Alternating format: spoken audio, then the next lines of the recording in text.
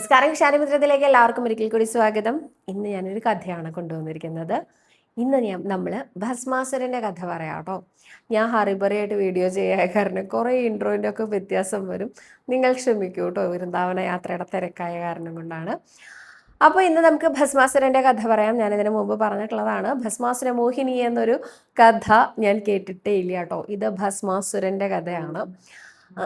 ഒരിക്കൽ ഭസ്മാസുരൻ ഭഗവാനെ മഹാദേവനെ അതായത് ഭസ്മാസുരന് തോന്നി ഈശ്വര ഭജനം നടത്തണം എന്ന്. അദ്ദേഹം നാരദ മഹർഷിയോട് പറഞ്ഞു, എനിക്ക് ഈശ്വര ഭജനം നടത്തണം. നാരദ മഹർഷി വിചാരിച്ചു, ബഹുകേമായി, അസുരന്മാർക്കൊക്കെ ഇങ്ങനെ നല്ല മാർഗം സ്വീകരിക്കാൻ തോന്നുക എന്ന് വെച്ചാൽ വലിയ നല്ല കാര്യമല്ലേ എന്നൊക്കെ വിചാരിച്ചു കേട്ടോ. ആ സമയത്ത് തന്നെ അദ്ദേഹം പറഞ്ഞു, എനിക്ക് അധികം സമയമൊന്നുമില്ല കേട്ടോ, കുറേ കാലം ഇങ്ങനെ ദീർഘമായിട്ട് തപസ് ചെയ്യാൻ അതൊന്നും ഞാൻ ഉദ്ദേശിക്കണില്ല. എനിക്ക് പെട്ടെന്ന് ഭഗവാനെ സംതൃപ്തിപ്പെടുത്തണം. അപ്പം വേഗം ആരാണോ പ്രാർത്ഥിച്ചാൽ കേൾക്കുക ആ ഈശ്വരനെ വേണം പറഞ്ഞു തരാൻ. അപ്പോൾ നാരദ മഹർഷി പറഞ്ഞു, മഹാദേവനെ ഭജിച്ചോളൂ, അദ്ദേഹം ക്ഷിപ്രപ്രസാദിയാണ് എന്നാണ് പറയാറ് എന്ന് പറഞ്ഞു. ശരി, എന്താ ഞാൻ ചെയ്യേണ്ടതെന്ന് ചോദിച്ചു. കാശിയിലേക്ക് പോയിക്കോളൂ, അവിടെ ഭജനം നടത്തുന്ന അനേകം ഭക്തരുണ്ട്, അതേമാതിരി അങ്ങും ഭജിച്ചോളൂ എന്ന് പറഞ്ഞു. അദ്ദേഹം നേരെ കാശിയിലേക്ക് പോയി, ഗംഗാതീരത്ത് പോയി നോക്കുമ്പോൾ അനേകം പേര് അവിടെ പല തരത്തിലുള്ള ശിവലിംഗങ്ങളുണ്ട്. ആ ശിവലിംഗങ്ങൾക്ക് ഗംഗാനദിയിൽ നിന്നും കൊണ്ടുവന്ന ജലം കൊണ്ട് അഭിഷേകം ചെയ്യുന്നു, നമശിവായ ചൊല്ലുന്നു, അങ്ങനെ കൂവളം കൊണ്ട് മാല കെട്ടി ഉണ്ടാക്കി ചാർത്തുന്നു. അദ്ദേഹം വിചാരിച്ചു, ഇതൊക്കെ എന്ത് ഭജനം, കുറെ വെള്ളം മുക്കി തലയിൽ കൂടെ ഒഴിക്കുന്നതാണോ ഭജനം? ഇതൊന്നും പോരാ, കുറച്ച് കഠിനമാവണം എന്ന് അദ്ദേഹം നേരെ ഒരു ഹോമകുണ്ഡം അങ്ങോട്ട് തീർത്തു. എന്നിട്ട് ശിവ ശിവ ശിവ ശിവ പെട്ടെന്ന് പ്രത്യക്ഷമായിക്കോളൂ എന്ന് പറഞ്ഞു. ഇല്ലെങ്കിൽ ഞാനിപ്പതാ ഒരു ഹോമം നടത്താൻ പോവാ. എന്ത് ഹോമം നടത്തുന്നത്? അദ്ദേഹത്തിൻ്റെ ആ ശരീരഭാഗങ്ങൾ ഓരോന്നോരോന്ന് മുറിച്ച് ആ ഹോമകുണ്ഡത്തിലേക്ക് ഇടാൻ തുടങ്ങി. അവസാനം 7 ദിവസം കഴിഞ്ഞിട്ടും മഹാദേവൻ അനക്കൊന്നുമില്ല. അദ്ദേഹം എന്ത് ചെയ്തു, ആ കഴുത്ത് ഹോമകുണ്ഡത്തിൻ്റെ അവിടേക്ക് അങ്ങോട്ട് നീട്ടി പിടിച്ചിട്ട്, ഇപ്പം അങ്ങോട്ട് പ്രത്യക്ഷപ്പെട്ടിട്ടില്ലെങ്കിൽ ഞാനിതാ എൻ്റെ കഴുത്ത് അങ്ങോട്ട് ഹോമിക്കുക ചെയ്യുന്നു. ഉടനെ വന്നു മഹാദേവൻ മുമ്പിൽ. ആ മഹാദേവൻ വന്നാൽ സാധാരണ ഭക്തരെന്താ ചെയ്യുക? ദീർഘദണ്ഡം വീണ് നമസ്കരിച്ച് ശംഭോ രുദ്ര മഹാദേവ എന്നൊക്കെ പറയും, അങ്ങനെയല്ലേ പതിവ്. എന്നാൽ അദ്ദേഹം അങ്ങനെയല്ല കേട്ടോ ഉണ്ടായി. അദ്ദേഹം എന്താ പറയുക, ആ ശിവൻ വന്നൂലേ, അങ്ങനെയായിരുന്നു അത്ര അദ്ദേഹത്തിൻ്റെ ആ ഒരു റെസ്പോൺസ്. അപ്പോൾ അദ്ദേഹം പറഞ്ഞു, ശരി, എന്താ വേണ്ടത് ഭസ്മാസുരന്? ആദ്യം ഞാൻ അങ്ങയുടെ ശരീരമൊക്കെ ഒന്ന് നേരെയാക്കി തരട്ടെ എന്ന് പറഞ്ഞുകൊണ്ട് അദ്ദേഹത്തിനെ ഒന്ന് അനുഗ്രഹിച്ചപ്പോൾ ആ മുറിവുകളൊക്കെ ഉണങ്ങി പൂർവാധികം ശക്തിയോടെ ഭസ്മാസുരൻ മുന്നിലായി. ഭസ്മാസുരൻ പറഞ്ഞു, എനിക്കൊരു വരം വേണം, അതിനാണ് ഞാനിപ്പോൾ ഭജിച്ചത്. എന്ത് വരാണ് അങ്ങേക്ക് വേണ്ടതെന്ന് ചോദിച്ചു. ഞാൻ ആരുടെ തലയിൽ കൈവച്ചാലും അവരപ്പം തന്നെ ഭസ്മായി പോകണം, അതാണ് എൻ്റെ ഒരാഗ്രഹം എന്ന് പറഞ്ഞു. ഇത് കേട്ടപ്പോൾ മഹാദേവൻ പറഞ്ഞു, ഒന്നും കൂടി ഒന്ന് ആലോചിച്ചിട്ട് പോരെ, അങ്ങിപ്പോൾ ചോദിച്ചതിൻ്റെ അർത്ഥം അങ്ങ് അനുഗ്രഹിച്ചാൽ ഭസ്മായി പോവുക അങ്ങനെയാണല്ലോ. അപ്പോൾ അതൊരു രണ്ടാന്തരം വരായി പോയില്ലേ, ഞാൻ എന്താ പോവായി, അതിന് മുമ്പ് വേണമെങ്കിൽ ഒന്നും കൂടി ഒന്ന് ആലോചിക്കാനുള്ളൊരു സമയം വേണമെങ്കിൽ തരാം എന്ന് പറഞ്ഞു. ഏട്ടാ, ഞാൻ നന്നായിട്ട് ആലോചിച്ചിട്ടാണ് പറയണത്, ഞാൻ ആരുടെ നേരെയാണോ കൈവയ്ക്കുന്നത് അവരപ്പം തന്നെ ഭസ്മായി പോകണം, ഇതാണ് എൻ്റെ ആഗ്രഹം എന്ന് പറഞ്ഞു. അപ്പോൾ മഹാദേവൻ പറഞ്ഞു, ശരിയാണല്ലോ, ആലോചിച്ചുല്ലോ, കുഴപ്പമൊന്നുമില്ലല്ലോ, ആലോചിച്ചു, ഇത് മതി എന്ന് പറഞ്ഞു. ഉടനെ പറഞ്ഞു, എന്നാൽ ശരി, അനുഗ്രഹിച്ചിരിക്കുന്നു, തഥാസ്തു പറഞ്ഞു. ഈ തഥാസ്തു പറഞ്ഞപ്പോൾ ഭസ്മാസുരൻ പറഞ്ഞു, അല്ല ഞാനിപ്പോൾ ഇതെങ്ങനെ എനിക്ക് വരം കിട്ടി എന്നുള്ളതിന് ഒരു അക്നോളജ്മെൻറ്റ് വേണമല്ലോ, ഇതെനിക്ക് കിട്ടി എന്നുള്ളത് എങ്ങനെയപ്പം ഞാൻ അറിയുക, ഇത് ശരിയായോ വർക്ക് ചെയ്യണ്ടോ എന്നൊക്കെ എങ്ങനെയാ അറിയുക? അതിപ്പോൾ അങ്ങേക്ക് ആരോടെങ്കിലും ദേഷ്യം ഉണ്ടെങ്കിൽ തലയിൽ കൈവച്ച് കഴിഞ്ഞാൽ അറിയാം എന്ന് പറഞ്ഞു മഹാദേവൻ.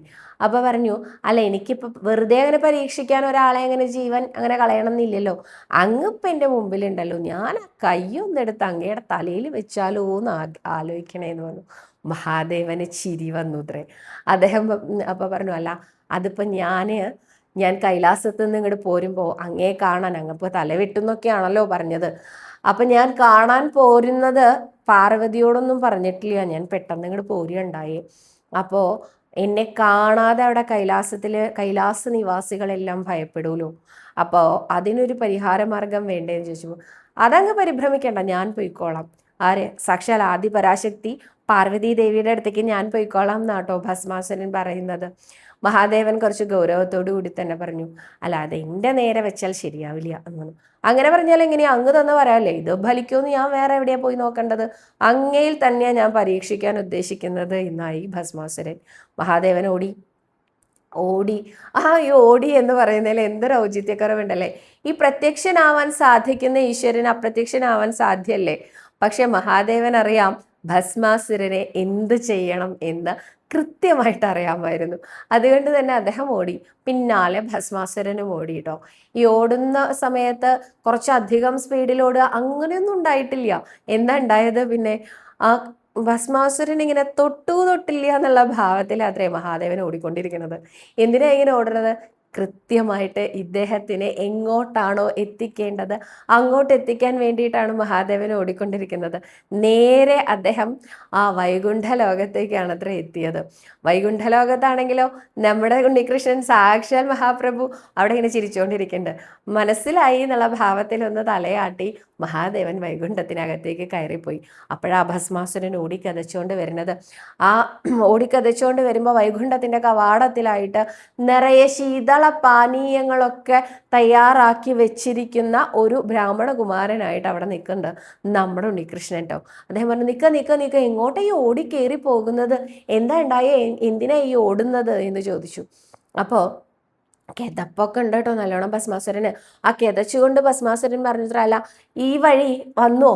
ആര് വന്നു? അല്ല ആ പാമ്പൊക്കെ കഴുത്തിലിട്ടിട്ട് അങ്ങനെ ഒരു വിദ്വാൻ എന്തായിരുന്നു ഇപ്പൊ പേര്? ഇങ്ങനെയൊക്കെ ഇങ്ങനെ കിതച്ചുകൊണ്ടാട്ടോ പറയണേ. അങ്ങനെ അദ്ദേഹം പറഞ്ഞു, മഹാദേവൻ ഈ വഴിക്ക് വരികയുണ്ടായോ? ഈ ശിവൻ എന്ന് പറയുന്ന ആളെ. അപ്പോൾ അദ്ദേഹം ഇങ്ങോട്ട് വന്നില്ല, എന്താ കാര്യം എന്ന് ചോദിച്ചു. അല്ല, ഞാനിപ്പോൾ ഒരു 7 ദിവസമായിട്ട് ശിവനെ ഭജിച്ചിട്ട് ഒരു വരം നേടി. ആ വരം ഫലിക്കൂ നോക്കാൻ വേണ്ടി വന്നപ്പോഴേക്കും ആളെ കാണാനില്ല. ഇതാ അപ്പം ഉണ്ടായതെന്ന്. ഭഗവാനോ ഗംഭീരമായിട്ട് അങ്ങോട്ട് ചിരിച്ചു കേട്ടോ. നിർത്താതെ ചിരിക്കാൻ തുടങ്ങി. അപ്പൊ എന്തിനാ അങ്ങനെ ചിരിക്കണത്, എന്താ ഉണ്ടായേ ചോദിച്ചപ്പോൾ, അങ്ങല്ലാതെ ഈ മഹാദേവനെയൊക്കെ വിശ്വസിക്കൂ? അദ്ദേഹത്തിന് ഇപ്പൊ പണ്ടത്തെ ഒരു പവറൊന്നുമില്ല. അദ്ദേഹം കൊടുത്ത ഒരു വരവും ഇപ്പൊ ഫലിക്കുന്നില്ല എന്നാ കേൾവി. അതെന്താ അങ്ങനെയും ചോദിച്ചു.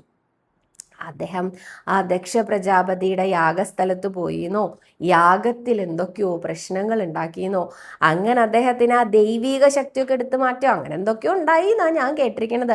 ഇപ്പം എന്തായാലും പഴയ പോലെ വരങ്ങളൊന്നും ഫലിക്കാറില്ല കേട്ടോ, അത് വെറുതെ പറ്റിക്കപ്പെട്ടതാണെന്ന് പറഞ്ഞു. ഭസ്മാസുരൻ പറഞ്ഞു, ഇതിപ്പോൾ എന്താ കഥ?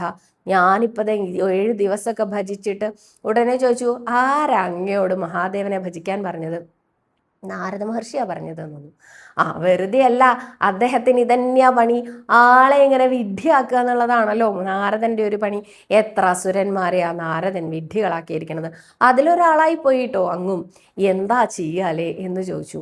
അദ്ദേഹത്തിന് അങ്ങോട്ട് ദേഷ്യം വന്നു. അദ്ദേഹം പറഞ്ഞു, അല്ല, നാരദൻ പറഞ്ഞതിൻ പ്രകാരം ഇപ്പോ നാരദൻ ഇതറിയാതിരിക്കില്ലല്ലോ.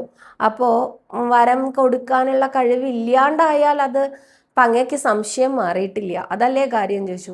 സംശയം ഉണ്ട് എന്ന് പറഞ്ഞു. ഇപ്പം എന്താ വരം കിട്ടിയത്? എൻ്റെ കൈ ആരുടെ തലയിൽ വെച്ചാലും ഒരു ഭസ്മായി പോവും, അതാ വരം കിട്ടിയത്. അങ്ങനെ തന്നെയല്ലേ വരം കിട്ടിയത്? അതെ. കൈ വെച്ചാൽ അങ്ങനെയല്ലേ പറഞ്ഞിരിക്കണേ? അതെ, കൈ വെച്ചാൽ എന്നാ പറഞ്ഞിരിക്കണേ. എന്നാ അങ്ങേക്ക് സംശയം ഉണ്ട് വെച്ചാൽ ഒരു ചെറുവിരലെടുത്ത് അങ്ങയുടെ തലയിലൊന്ന് വെച്ച് നോക്കൂ. അപ്പോൾ ചെറുവിരലെടുത്ത് എൻ്റെ തലയിൽ വെച്ചാൽ ഞാൻ തന്നെ പൊട്ടിത്തെറിച്ച്. എങ്ങനെയാ അത്? കൈ വെച്ചാൽ എന്നല്ലേ പറഞ്ഞത്? അപ്പം ഈ ചെറുവിരൽ വെച്ചാൽ ഷോക്കടിക്കുക അങ്ങനെ എന്തെങ്കിലുമൊക്കെ ഉണ്ടാവുള്ളൂ. ചെറുതായിട്ടൊന്ന് ഷോക്കടിക്കുന്നുണ്ടെങ്കിൽ വരമുണ്ട് എന്ന് അർത്ഥം. അപ്പം പിന്നെ ആരെയാച്ചാൽ ഭസ്മാക്കാം. ആ കൈയിൻ്റെ വിരലൊന്നും എടുത്ത് വെച്ചാൽ മതി എന്ന് പറഞ്ഞു. പറയുന്നത് ആരാണ്? നമ്മുടെ സാക്ഷാൽ ഉണ്ണികൃഷ്ണനാണ്. ഈ വാക്സാമർത്ഥ്യം എന്ന് പറയുന്നതുണ്ടല്ലോ, അതിനാൽ അനുഗ്രഹിച്ച എന്താ പറയുക, ആളുകളെ ഇങ്ങനെ വട്ടാക്കാൻ പറ്റിയ ആളാണ് നമ്മുടെ ഉണ്ണികൃഷ്ണൻ അല്ലേ. വാക്സാമർത്ഥ്യത്തിൽ അങ്ങോട്ട് വീഴ്ത്തിക്കളയും എന്ന് പറയില്ലേ, അതേമാതിരിയാണ് അദ്ദേഹത്തിൻ്റെ ആ ഒരു വാക് സാമർത്ഥ്യം. അതുകൊണ്ട് തന്നെ അദ്ദേഹം ഇങ്ങനെ 2-3 പ്രാവശ്യം പറഞ്ഞപ്പോൾ ചെറിയ വിരൽ അത് ആ നെറ്റിയുടെ തൊട്ട് മേളിലായിട്ട് ജസ്റ്റ് ഒന്ന് തൊട്ട് നോക്കിയാൽ മതി, ചെറുതായിട്ടൊന്ന് വെച്ച് നോക്കിയാൽ മതി. അപ്പോൾ മനസ്സിലാവും എന്താ സംഭവിക്കാന്ന്. ചെറിയൊരു ഷോക്കൊക്കെ ഉണ്ടെങ്കിൽ പറയണേ, വരം ഫലിക്കുന്ന അർത്ഥം നോക്കി ഇങ്ങോട്ട് പറഞ്ഞപ്പോൾ അദ്ദേഹം പറഞ്ഞു, എന്നാൽ ശരി, അങ്ങനെ ഒന്ന് നോക്കാം, പരീക്ഷിക്കാം അല്ലേ എന്ന് കരുതി ഭസ്മാസുരൻ തലയിൽ കൈവച്ചതും അദ്ദേഹം ഭസ്മമായി പോയിട്ടോ. അങ്ങനെ ഭസ്മമായി പോയ സമയത്ത് ചിരിച്ചുകൊണ്ട് മഹാദേവൻ അകത്ത് നിന്ന് ഇറങ്ങി വരുന്നുണ്ടായിരുന്നു, ആ വൈകുണ്ഠ ലോകത്ത് നിന്ന്. എന്നിട്ട് ആ മഹാപ്രഭുവിനെ ഗാഠഗാഠം ആലിംഗനം ചെയ്തുകൊണ്ട് പറഞ്ഞു, അങ്ങേക്ക് ഇത് സാധ്യമാവുള്ളൂ. ഏത്? ഇങ്ങനെ നിരത്തി വെച്ചിരിക്കുകയാണ് ശീതള പാനീയങ്ങൾ അനേകം തരത്തിലുള്ളത്. ഒരു തുള്ളി വെള്ളം കൊടുക്കാണ്ടല്ലേ ഇവനെ അങ്ങോട്ട് ഭസ്മീകരിച്ചത് എന്നായി ചോദ്യം. ആ സമയത്ത് മഹാദേവനോട് മഹാപ്രഭു പറഞ്ഞു അത്രേ, ആ കാശിയിലെ ഗംഗാനദിയിൽ എത്ര ജലമുണ്ട്, ഒരു കൈക്കുമ്പിൾ വെള്ളം എടുത്തു കൊണ്ടുവന്ന് ആ ശിവലിംഗത്തിൽ ആരാധന ചെയ്യാത്ത ഇവനെ ഇതല്ല ഇതിലപ്പുറം ചെയ്താലും വിരോധമില്ല എന്ന് തന്നെയാണ് എനിക്ക് തോന്നുന്നത് എന്നാണ് അത്രയും മഹാദേവനോട് മഹാപ്രഭു പറഞ്ഞിരുന്നത്. അപ്പോൾ ഇതിൽ നിന്ന് ആചാര്യൻ എപ്പോഴും പറയാറുണ്ട്, സംസ്കാരശൂന്യരായിട്ടുള്ള ആളുകൾ അല്ലെങ്കിൽ മനസ്സിന് അത്ര തന്നെ ഉയർച്ചയില്ലാത്ത ആളുകളാണെങ്കിൽ അവർ മഹാദേവന്റെ പുറകെ അല്ല പോകേണ്ടത്, മഹാപ്രഭുവിൻ്റെ പുറകെ തന്നെയാണത്രേ. കാരണം മഹാദേവൻ ക്ഷിപ്രപ്രസാദിയാണ്. അദ്ദേഹം ഈ മനസ്സിന് സംസ്കാരം ഉണ്ടാക്കി കൊടുത്തിട്ട് വേണം ഒരു വരം കൊടുക്കാൻ എന്നൊന്നും അദ്ദേഹം ചിന്തിക്കില്ല. എൻ്റെ ഭക്തൻ എന്നെ വിളിച്ചോ, ഞാൻ അവിടെ ഉണ്ടായിരിക്കും. അത്രയ്ക്ക് കാരുണ്യാർദ്ര മനസ്കനാണത്രേ നമ്മുടെ മഹാദേവൻ. എന്നാൽ മഹാപ്രഭു ആണെങ്കിലോ സംസ്കാരമില്ലാത്തൊരുത്തൻ വന്ന മഹാപ്രഭുവിനെ സമീപിച്ചാൽ പതുക്കെ പതുക്കെ പതുക്കെ അവനിൽ മാറ്റങ്ങൾ കൊണ്ടുവരും. അവൻ സംസ്കാര സമ്പന്നനായി തീരും. അതിനുശേഷം മാത്രം, അത് ചിലപ്പോൾ ജന്മങ്ങൾ എടുത്തേക്കാട്ടോ, എന്നാലും അതിനുശേഷം മാത്രമേ അദ്ദേഹത്തിനെ അനുഗ്രഹിക്കുള്ളൂ അത്രേ.